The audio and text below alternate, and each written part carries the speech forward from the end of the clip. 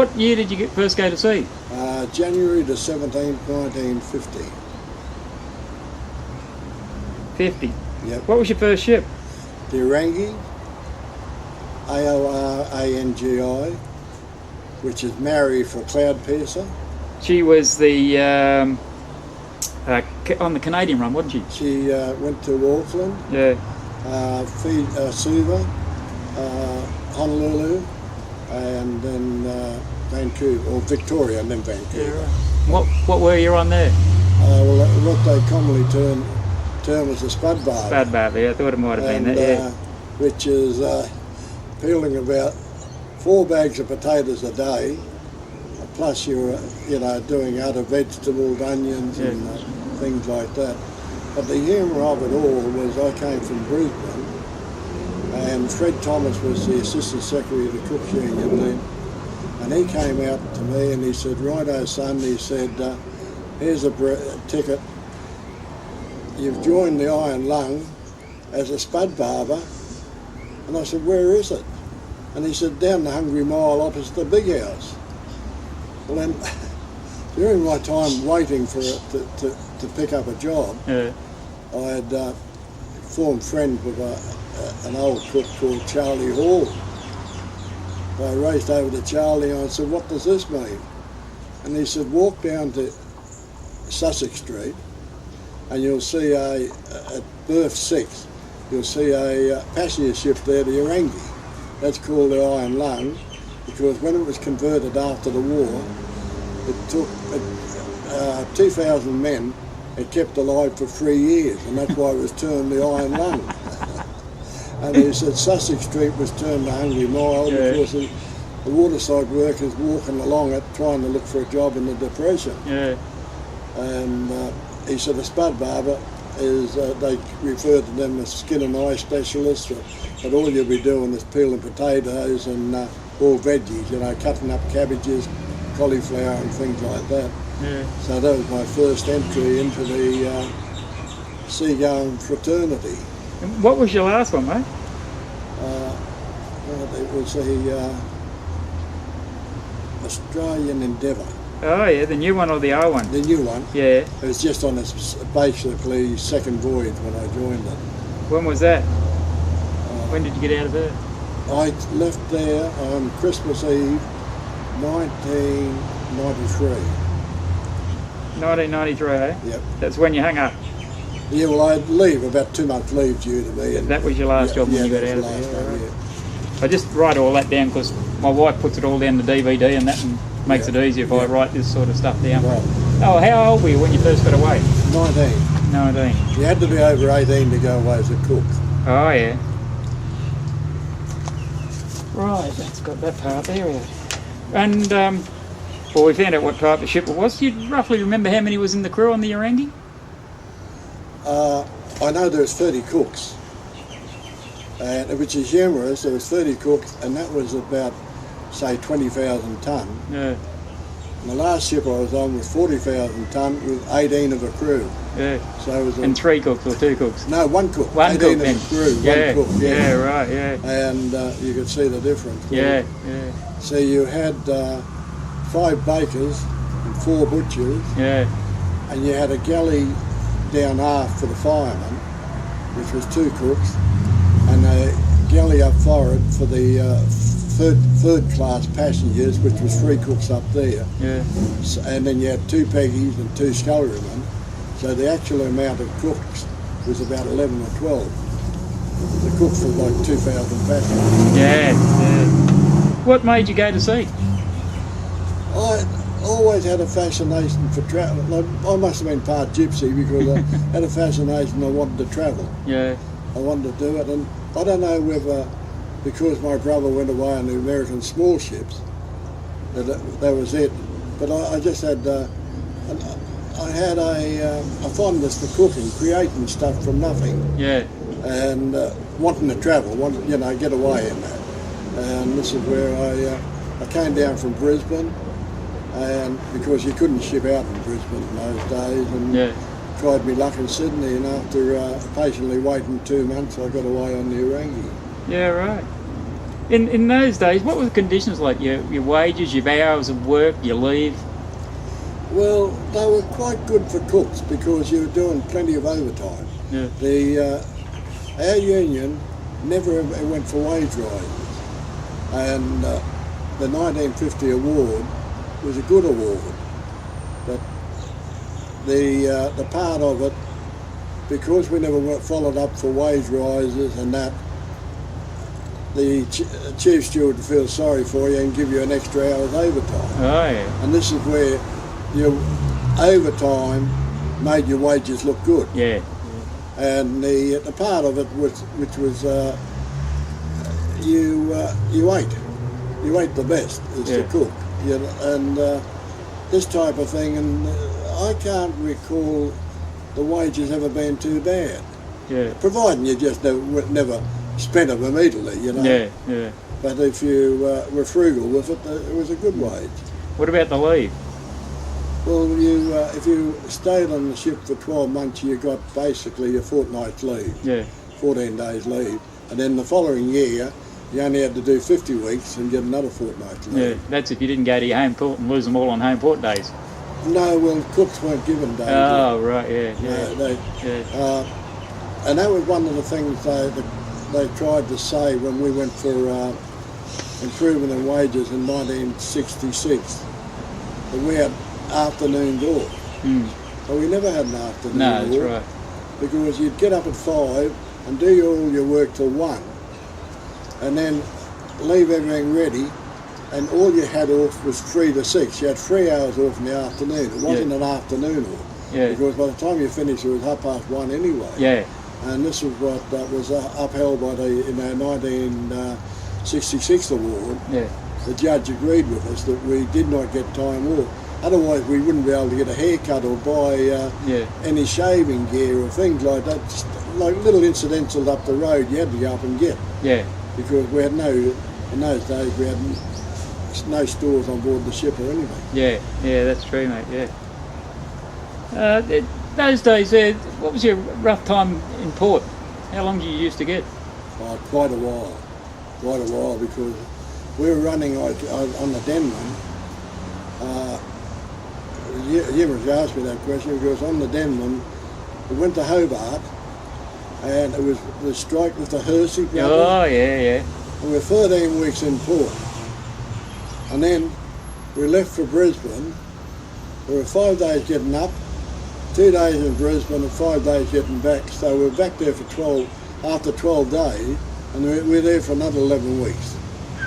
And it was humorous. I walked up the road, and we used to go into this ship hotel and have a couple of beers about 7 o'clock. This fella said to me, "What do you do for a living?" I said, "I'm a seaman." He said, "I've seen you here for the last 12 months."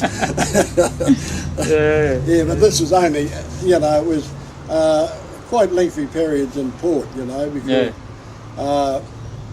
especially on the Denman going to Hobart, because the A&L got last priority with waterside workers. Yeah. Whereas the private companies that come over from Melbourne, they had all the waterside labourers. Yeah. It was the same as their overseas ships and that there. They'd get last priority. Yeah. They'd take the bloody portainers off and put an overseas ship on them. Right. Yeah. What did the employer provide in the way of linen, soap, tools, working gear? We were lucky as cooks. We were allowed 2 towels a week. All the others had 1 towel a week. But cooks were provided with 2 towels a week. And I don't know, I think it was on the Sunday, you had your change of linen. Yeah, yeah. And every second fortnight you changed the counterpane. Yeah. And but that's the only enjoyment being a cook. You had the 2 towels. Yeah, yeah. They didn't supply you working gear? Never. No, supplied itself. Yeah. No. I see. I can't like with knives and that. It took you a while to get a knife into the way you liked it. Yeah. And 2 of the main things I was taught by the old cooks: always have good shoes and sharp knives, because you're on your feet for 12 hours a day, Yeah. and you're using a knife most of the day. So if you blunt knife, you can hurt yourself. Bad shoes, you can cripple yourself. Yeah, it's true, mate. That's So true. that's what we're handed down by, you know. Yeah. In your years at sea, what your different type of ships and that you've been on? Well, mostly in those days, they were all just the average cargo vessel, you know, like the Denman, Cardross, the Cycle, the Dolby. They were all a similar type, you know. Yeah. They were like rock hoppers, short journeys, Yeah. things like that. And we basically lived on the East Coast and no further, yeah. We knew all the ports on the East Coast, like Townsville, Cairns, and Bowen and things like that. I was only on one of the D boats, that was a Dalesford. Oh, yeah. I think there were 6 D boats. Yeah. And what was life like at sea on the ships in them days? There was a great bond between everyone. No one ever went bad. If someone was in financial difficulty, everyone put in 10 shillings. Yeah. And that tided him over. And so no one went bad, and it all try to help each other. And when we used to help like orphanages and things like this, we used to put in 5 shillings a fortnight into a social fund, and then we'd buy toys for the orphanages. You know? Yeah. So it was not unusual for seamen to have a soft spot for orphan children. Yeah. Over the years, and I suppose we've all done it, we've all come across characters and that. Does any of them jump out to? No, really. They were there, you know, you had to live with them. Yeah. And basically agree with them and that. And we heard of the characters and things like that, you know, that had funny names, like as I mentioned, Bodgy Bill. Like he was, he had bodgy pyjamas and everything, you know, when the bodgy area came out, hence his name and that. But Boadicea, did you ever come across Boadicea? Boadicea, yeah. It was, unfortunately, they reckon it was very dirty, which is bad for a cook. Yeah, that's right, mate. Yeah, I never sailed him. I knew of him. That's about all. The fighting queen. Yeah. No, but they said, I don't know. It's just they said he was a bit too untidy to be a cook. Yeah. Over your years at sea, or when you're in office, and that, you would have had some good times, some bad times, some highs and lows. Well, whenever you received even a slight victory, it was good. And I always tell everyone, let your high last for 24 hours, and let your lows last for the same time. But you can learn more by your mistakes in your low than your triumphs. Yeah. Because you can go over after the defeat, after 24 hours, you can piece it all together and find where you went wrong. The only person that's never suffered defeat is a person who's never had a go. Yeah, that's right. Yeah. And I tell all young fellas this, have a go, and then if you don't win, if you ask for 8 things and only get 2, don't think you've been defeated. No, you got to win. Yeah, because next time you've only got to ask for 6. That's right. And I've been able to communicate with the younger member, which I do respect because they're here to take our places. Yeah, that's right. You were in office for a while too, weren't you? Yes, I did 17 years from 66 to 83. 66 to 83. Yeah, and I saw lots of changes there. What you ended up as federal? Was it federal secretary? It's federal secretary, yeah. The Marine Cooks, Bakers, Paintrymen's, Butchers. No, Marine Cooks, Bakers and Butchers Association. Yeah. And in that, when you were secretary, federal secretary, you would have had some good times, and I suppose, as you said, if you had suffered a defeat and that, you still only had that last couple less you had to ask for. Yeah, well, see, we went through an amazing transition. Yeah. Just after that, the Vietnam War came on, Yeah. which we were more for bread and butter issues than global issues, and this is where, because we're only 5% of the membership of the Maritime, whereas the Seamen's Union was 55%. And the part that we were there mainly is bread and butter issues like getting lamb instead of mutton, getting ready-made ice cream, getting all the better stores we could arrange on a ship. Yeah. The less chance of problem with a crew, because the crew would rather be eating a bit of lamb and mint sauce than mutton that you had to boil goodness knows what out of it and then put it in for a quick bake to try and make it tender. Yeah. So these issues where we were not involved due to membership, basically. Yeah. You take on the ship, say we mentioned the Denman, Dalby and Dalesford, you had two cooks, one 60-year-old and one 25-year-old. Yeah. And so politics were never mentioned with the cooks. Yeah. Of the age difference and different criteria. Yeah. And then 1969, we had the Maritime Industry Allowance, which was a very lengthy court case. They wanted to, on leave, you lost your overtime, whereas a cook might be on 4 hours a day overtime, and that made up, say, nearly half his wages. When he went on leave, he only got the basic wage, and so the Seamen's Union the Officers' Union went for a percentage rise, whereas the Seamen's Union went for a flat rate, and after a lengthy period, the Seamen's Union, we were granted $6 a week for members, like crew members, and $8 a week for like the bosun, chief steward, chief cook, captain, mate, things like that. So that was a prolonged court case there. Then straight after that, 1967, the waterside workers had become permanent, and 1969, I think surf came in. Yeah, I can't remember. Yeah. Yeah, and then we couldn't have a retirement fund because we weren't permanent. Yeah.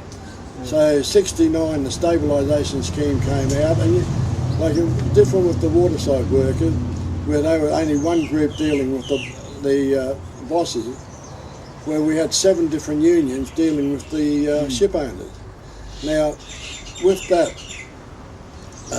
there was 3 different unions in the stabilisation scheme, which was the Seamen's Union, and then the Steward Union, and then us. So, like, the ship owners then had to negotiate with each party, and so then after that, we got on to long service leave. Again, it was a Industry 1 and industrial clothing, and so all this took up the time. And then we went on to 1971, we went on to an aggregate wage. So with the aggregate wage, we had to go by who got the top money, which is the master, and then how much below that does a bosun get, and how much does a chief cook get. Yeah. And all this went into finality, and then after that, we went for the leave system. So we had to standardise the industry before we went for the Seafarers Retirement Fund. In 1973, we got the Seafarers Retirement Fund, and there was 2 very humane people that were on that fund, Pat Garrity for the Seamen's Union, and Phil Eutrope from the employers. And so this is where it was quite a good fund. And it wasn't hard to convince the members to join the fund, because we only paid $1.35 and the ship owners paid $2.70. And so a couple of smart fellows would come up to you and say, oh, we can do better investing our money. I said, now you go back and tell that financial advisor that we're putting in $1.35 a week and we're getting 217% interest on it. Now, if he can upgrade 217% interest, he's pretty good.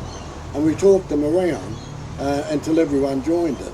And thankfully, like, things happened that made me want to join the retirement fund. There was a cook called Harry Whitfield.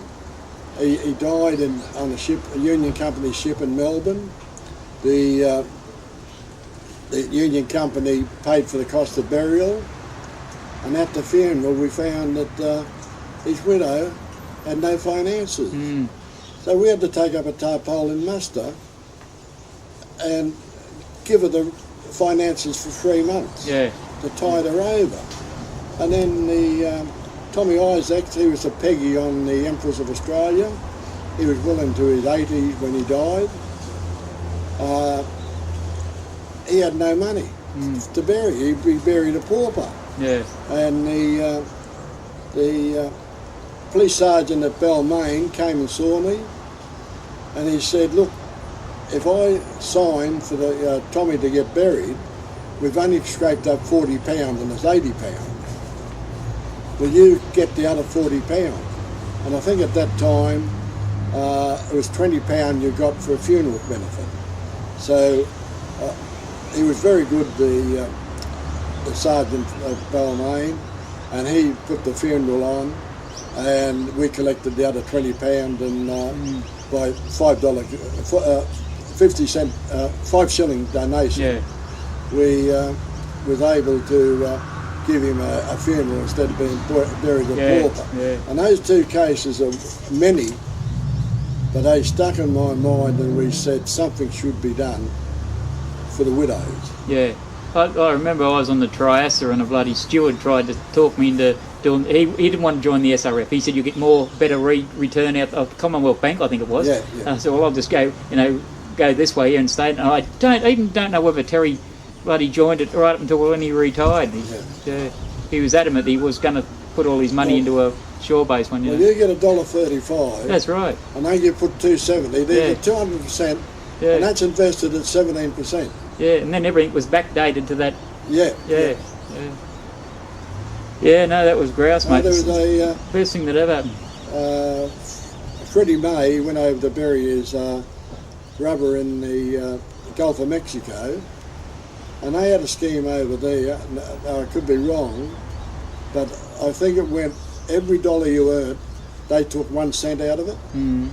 And the ship owners put in 1 cent and invested it for you. So if you earned $10 a week, you invested 10 cents, and as your pay rose, then your contribution rose. So basically, you only ever earned 99 cents in the dollar. But they flew Freddie over, and there's money left over which they gave to his mother and father. And like things like that made you realise that you want to be in the scheme, and I was proud to be the original trustee, and Pat and I still around that saw it come into operation. No, that was the best thing that ever happened to us, mate.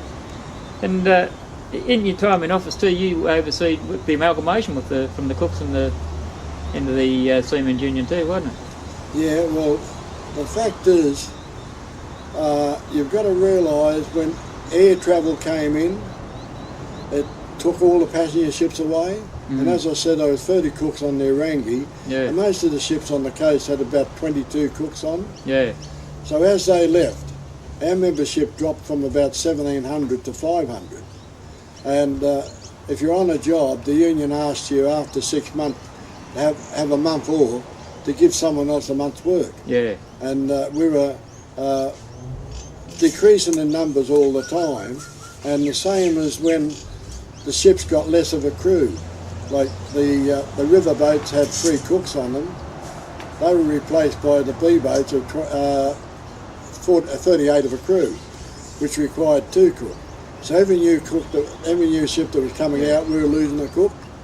And I could see while we were financially sound that we could amalgamate. I went and saw Les Mullins, and he had his brother Harry, and I said, now we're both financial, we're both going well, now is the time to amalgamate. And they flatly refused to amalgamate with us. So I went to E.V. Elliott, and I could see, like, because of lack of numbers, our financials were going to dwindle, and we had to keep officers in every state and pay wages, light bills, rent, everything. And I thought, while you're sound, you can talk, but while you're broke, you can't. Yeah, that's right. And so I saw Elliott, and his words were, learn to crawl before you walk. Amalgamate with the stewards first, then come and see me.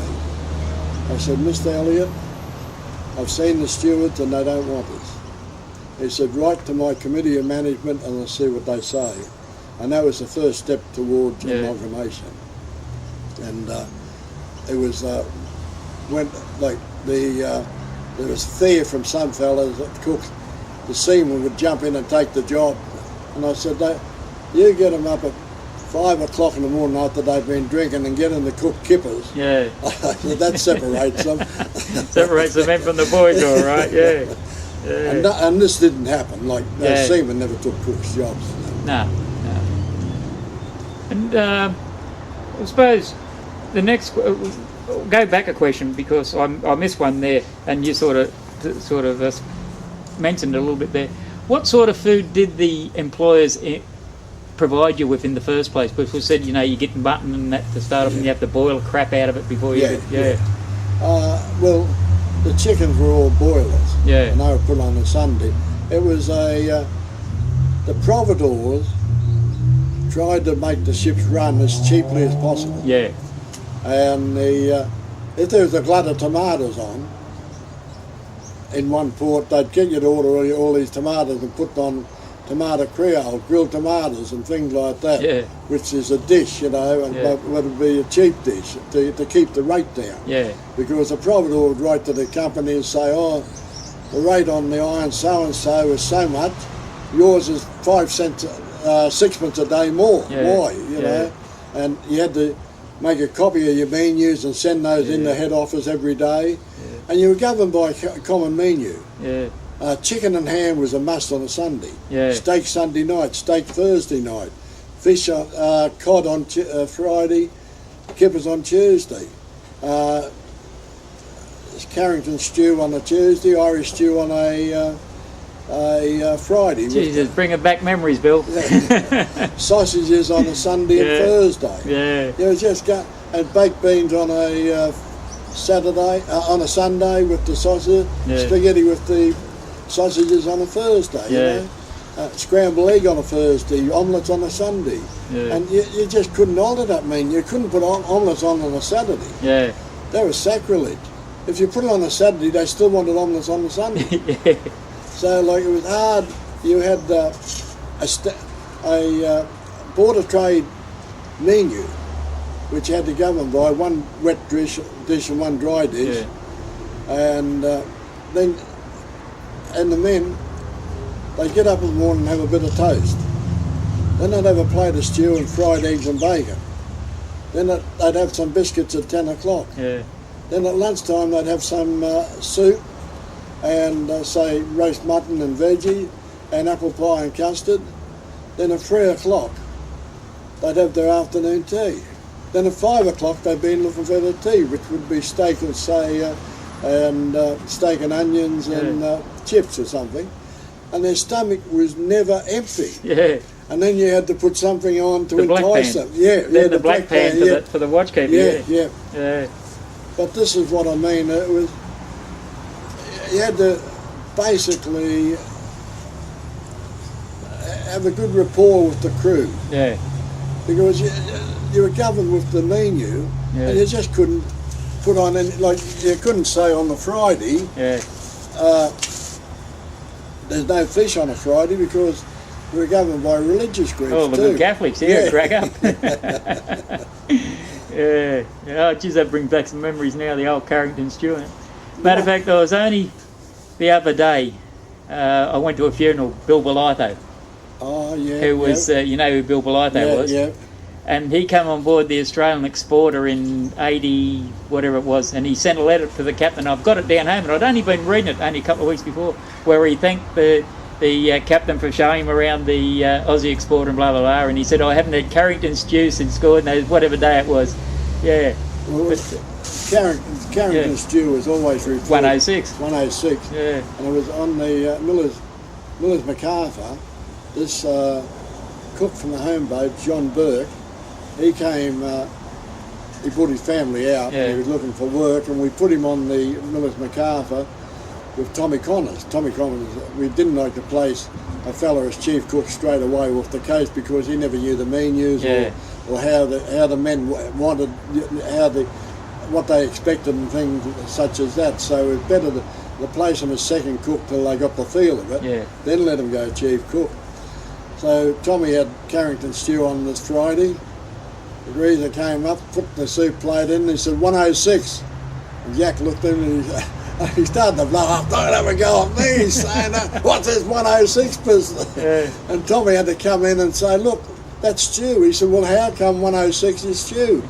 And he had to explain that was a Carrington bus, 106. And it's changed now too. It's not that's the right, it's not the 106 anymore. No, it's not the 106 anymore, mate. Yeah. Yeah. The next one, this is sort of a slash one because it's what did the Seaman Union in Australia mean to you, and also the Marine Cooks and both unions, what did they mean to you? And how did they influence shipboard life and also your family life? Well, it was part of you in those days to be very union-minded. Because whatever you did, if basically the union principle was handle the difficulty on board first, and if you can't solve it, then come to the union. And which we would sit down and talk about it and see if we could solve it, and if it became too hard, then you go to the union, only then you go to the union. Yeah. But the part is, most of it, you had the initiative yourself. You were taught by the union, have a go and we'll back you up. Yeah. And this is where I've always respected all the maritime unions, you know, but always has a soft spot for the cooks and the seamen. Yeah. And like it or love it, the whole ship from stem to stern and top to bottom, we were like a big family anyway. Yeah. It didn't matter what union you were in, we were still a seagoing fraternity, and even though you hated each other, you know, like it was traditional that the cooks, stewards and that hated the mates and engineers, and they hated us, and as it's narrowed right down to now being 3 unions on board a ship, it's not as bad as it used to be. No. Yeah. And also the better food. You know, when there was bad food to start with, and the corned beef you had to boil like things like that. You know, it was just the trying to get through with a cheap rate, and the conditions with the food could cause problems on the ship. You know, disharmony in that. Yeah, I remember being on the Triaster in 69-70, and it was British phosphate. But because it carried employees in transit, i.e. passengers, to Nauru, because there was that was a passenger ship. So everyone got fed passenger ship, crew and everything. Yeah. Then I got out of her and joined the Mundura and come back to real life again. Yeah, it was a big difference in that, Any disputes, mate, shipboard or in office or that stand out? You get problems like arguments and things like this, but that'd be solved, you know. Basically, might be an argument at night time and be rung up about this and all that, but the next morning it'd be forgotten about. Yeah. And John Hunter, she had a dispute on it, didn't she, when she was being picked up? Was it the John Hunter? The John Hunter was always in dispute. The one Les Murphy went to, Lester went to. That was always in dispute, But, you know, I mean, they were basically not for first class conditions. Like we were to improve all the time. As I said, we went through all those eras of long service leave and aggregate wage and Seafarers Retirement Fund, and Yeah. they were just minor issues. Like a lot of issues on board the ship was personality issues. Oh, yeah. Yeah. Yeah. I mean, there's only 18 of us on the tugs in Melbourne. There's personality issues there, and there's only 3 of us on the one tug, and you don't get to sail with half and half the time. There's still personality issues, and you wouldn't think it on the tug. No. Yeah. But it is. You're right. Yeah. Stop work meetings. In regard to The importance of them, the role they played. oh well, stop work meetings is good to allow you to know what's going on in the whole industry, and then I found that when Pat Garrity and Taffy Sweeterson was there, those meetings at the Teachers Club were very, very well in regard to, you could learn so much from those meetings. And then afterwards they'd go into the bar, and you could talk to them informally there. Yeah. So if any member had any frustrations that he couldn't express himself at the meeting, they were only pleased to relieve those frustrations in a casual talk to them. Yeah. And this is where the bond in the union was very, very strong with that there. A lot of shore workers find it hard to believe that seamen, it didn't matter whether you're cooks and stewards or the Seamen's Union, and that you could actually talk to your officials. Yeah. And you didn't have to make an appointment to see them, you know, and you could just go up there and talk to them. And then, as you said, after a stop-work meeting, sit down and have a beer with them. One would be one end of the bar and one would be the other. Yeah. And you could go up, and I've seen many a person, a member, be frustrated and talk to Taffy or Pat for 10 minutes and come away with a smile on their face. Yeah. Because they're going back to the ship, and they can tell the other fellas on the ship. Yeah, that's right. What Pat Garrity or what Taffy Sweeterson had said. Yeah. And this was a lot more unity was done in the bar of the Teachers Club than in the learning was done in the meeting. Of what was in process, and the hurdles we had to jump and things like that. But a lot of people did not like to stand up and feel like it asked a dumb question, which they could do it in a casual way later on. That's right, And this was the very much like I still go to stop work meetings, and we still go down to the bar afterwards, and then solve a lot of the things down there. How well they used to be well attended? How were they attended now in Sydney? How well are they attended now? Sadly, no. Sadly, in regard to it, you take the old timers away, the retired members. It's about 12 to 15 of us go there. There'd be empty seats everywhere. That's the same in Melbourne, Bill. The same in everywhere you talk to. It's the same.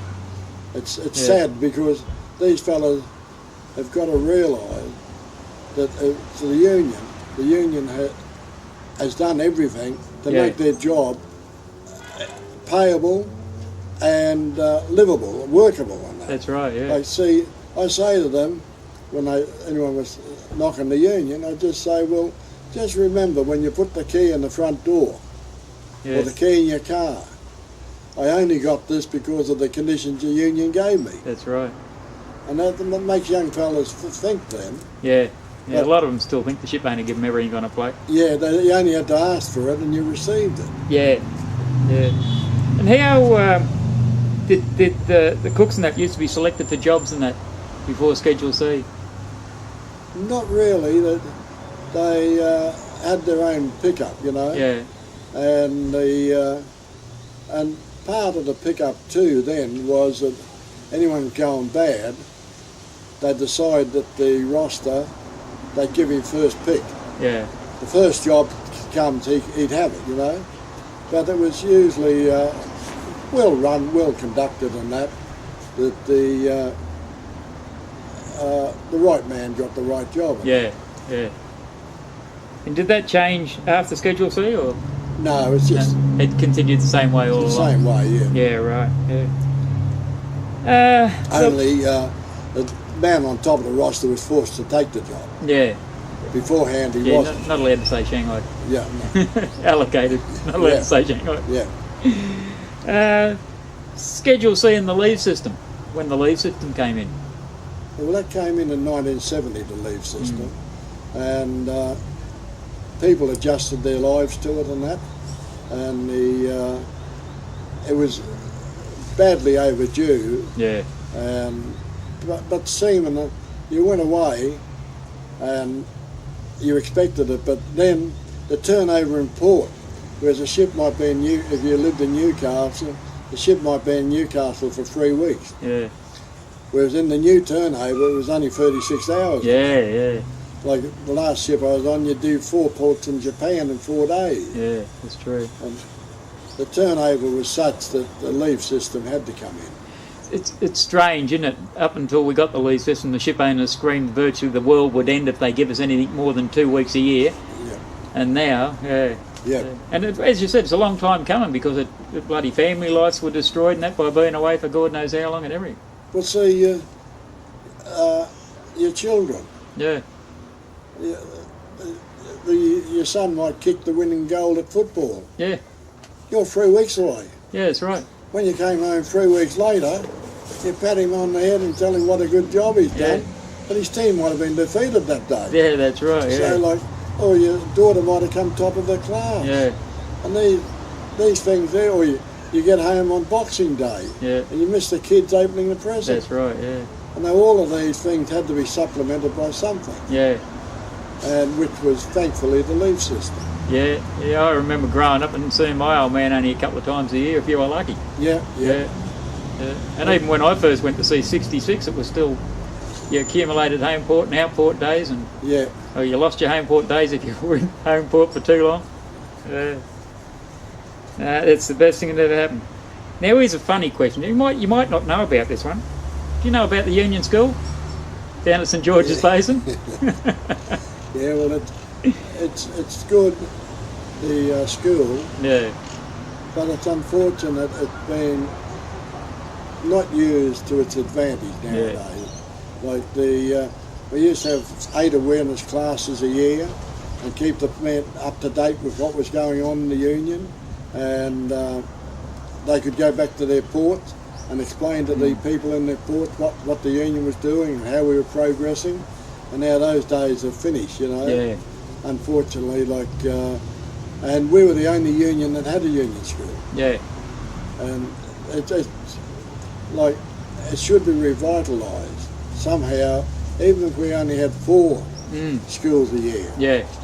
But it may or may not come in the future. Well, hopefully they do bring it back. Yeah. One of the ones I went to was just before Pat Clancy died. Right. It was one that Pat was at. Yeah. But no, you're right about that. It's something that's sadly lacking, and the sooner that they revitalise it. The South Coast Labour Council have just used it, and on about the 14th, 15th and 16th of April, the AMWU is going to use it. Oh, yeah. But it's occasionally used by the tugs and lines. Yeah. But not by awareness schools. Yeah. When was the last awareness school that went through there then? Can you remember? I'd say a good 7 years ago. Yeah, I thought it's been quite a while. Yeah. Nah, it's ridiculous. The SRF, mate. How did it affect you and your family?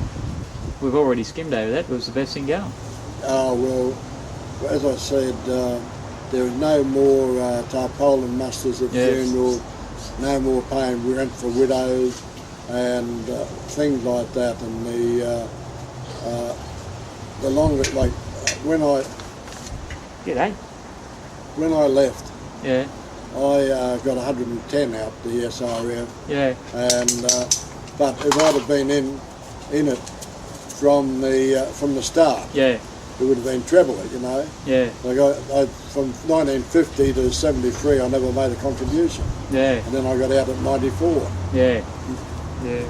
But I was I had no qualms or jealousy about what others get, because I knew the family would be looked after. Yeah.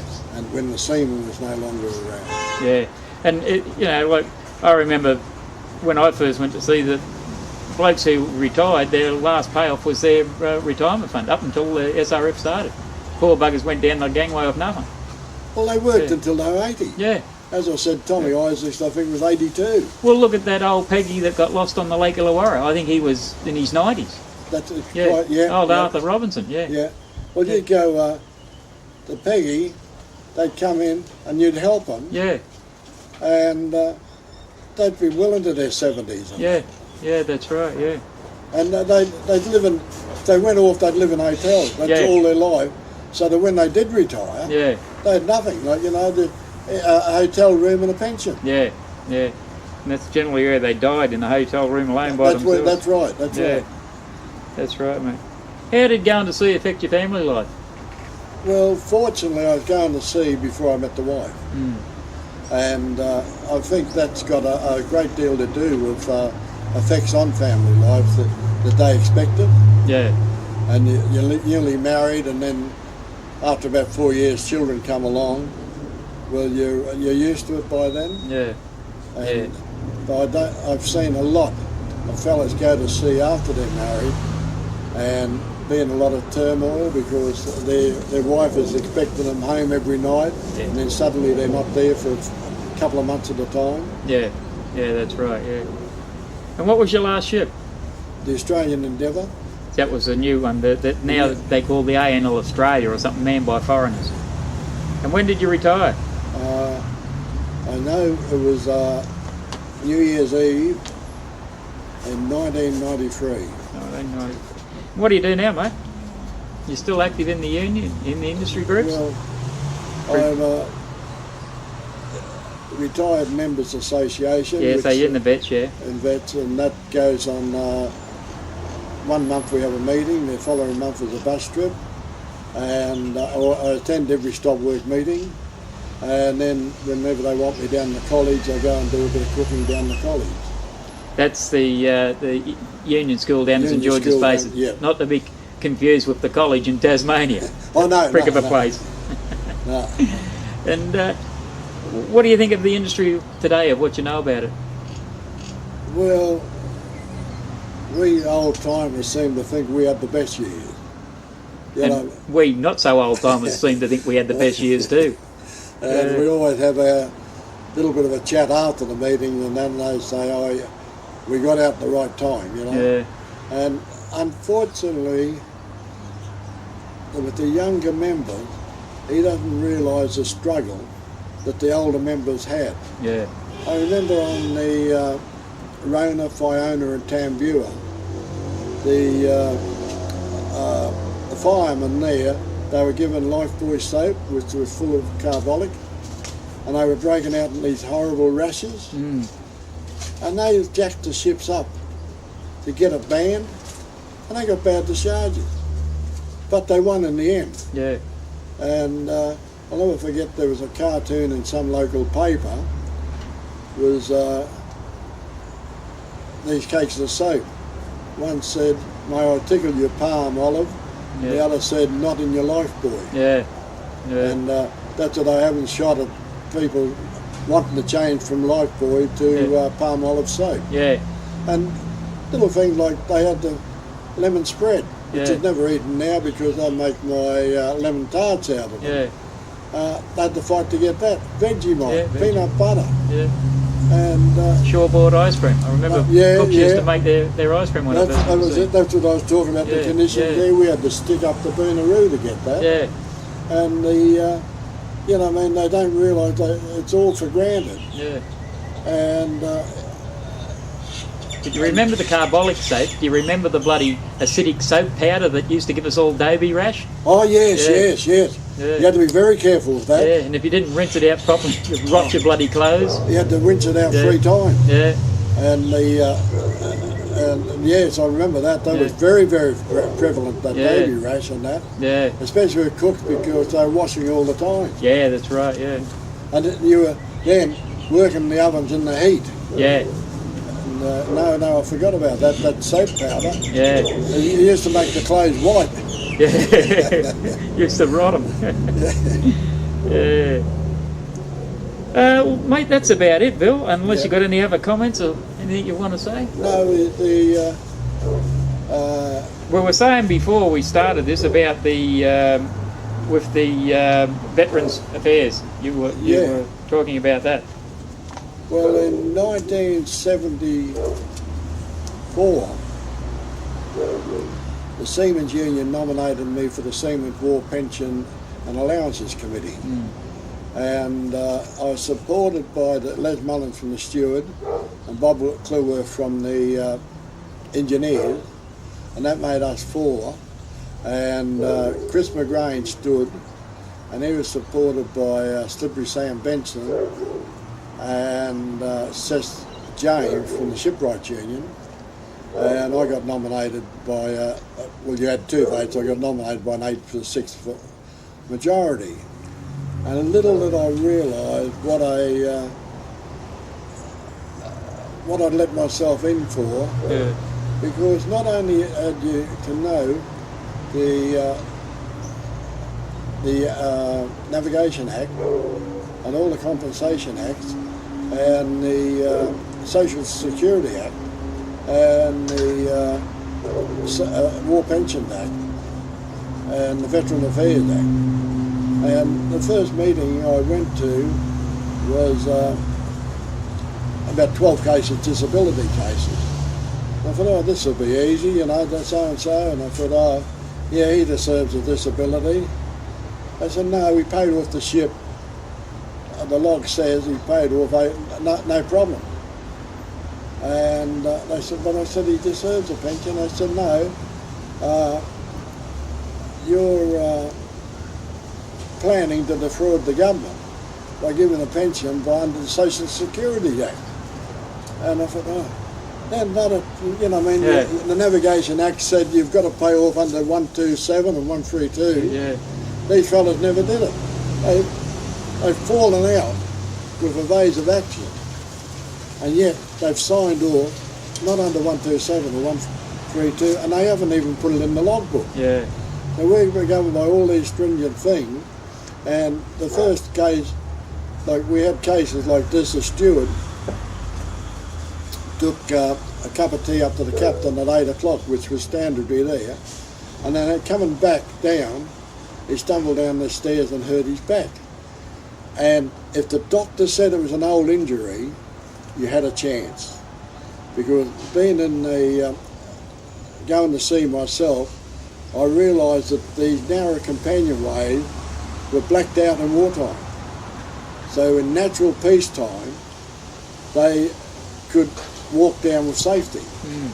But because of the war and the blackout effect, he hurt himself, and therefore it was a war injury. And he got that. And that was the first case I remember winning. Another time they might be seamen putting down the lifeboat. The boat breaks, one of the strands break, they're thrown into the water, hurt their back. They come there, and there was no reason to put the lifeboats down, because there's no attack or anything, they were in port. But I said the lifeboats had to go in the water once a month to make sure they were fit. And I said they had to be fit in wartime. They had to be extra careful in wartime in the lifeboat. And I said, therefore, it was attributed to a war injury. And providing his back injury was an old injury and not a degenerate injury, they were awarded the disability in that. But so little was done for seamen. The first one was about 1980, when those that had been prisoners of war were given the same rights under the Veteran Affairs Act. Then 1982, the Fraser government granted seamen, merchant seamen who had been in the war, the eligibility to retire at 60 and get a pension. And then under the Jocelyn and McGurr Act in 1989, they were able to go under the Veteran Affairs Act in, I think, 1994. Yeah. And then the Roll of Honour wasn't placed up there in Canberra in the War Museum till 1998. Yeah. I got all the exact dates and that to it. As I was saying before, one of the blokes we've interviewed, he batted for the opposition during the war. He was on the German raider, the Atlantis, and he gave evidence at the McGurr report, which said that merchant seamen didn't stand a chance against us, you know. No, well, they, even after they'd been through there, the only medal they couldn't get was the defence medal. Yeah. They were supplied, so they're more vulnerable to attack because of supply than fighting someone like warships and that. Yeah.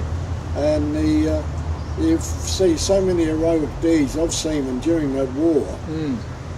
No, the McGurr report, like things like that, everyone said you got the danger money. Yeah. But all this danger money, you know, when war was finished, that danger money was incorporated in your wages because your wages were so low. Yeah. You had to pay Vitland, which they never did in the Navy. Yeah. You had no uniform. You had to buy your own uniform. Yeah. And all this, when you added it up, the Merchant Navy was on a par with the Navy, but were not granted anything special. Yeah. But if your ship sunk, you went off wages the minute the ship sunk. That's right. Yeah. And the part of it then, the trauma of being sunk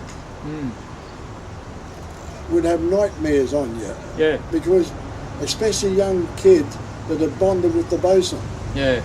And older members on board the ship, and they've lost them during that sinking. Yeah. And that must prey on their mind of a young person that's when in lonely part of the ocean. That's right, mate, that's right. Have you had anything to do with the new Minister for Veterans Affairs?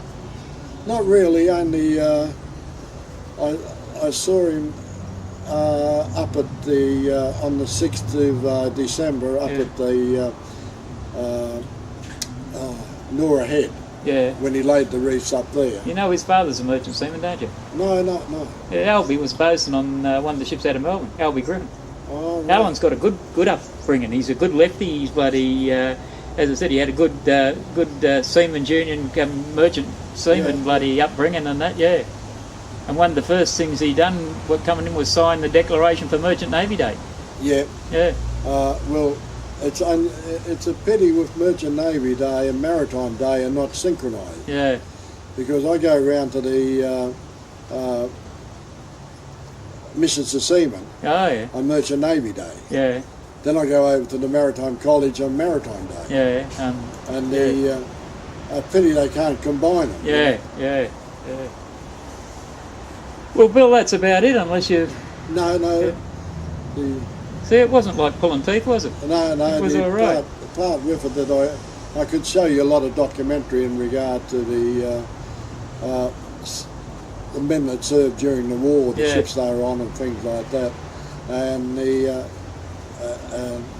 Cooper is going to ring me at 2 o'clock Wednesday. Oh, yeah. Because he wants those pertinent facts about seamen during the World War I and II. Is that the one with all the names of the ships and where they were sunk and who was injured and all that there? Yeah. Has Alan Oliver got a copy of it? I gave it to him. He's done a good job on that, mate. Yeah. He showed me it this morning. Did he? Yeah, it's a good job on it.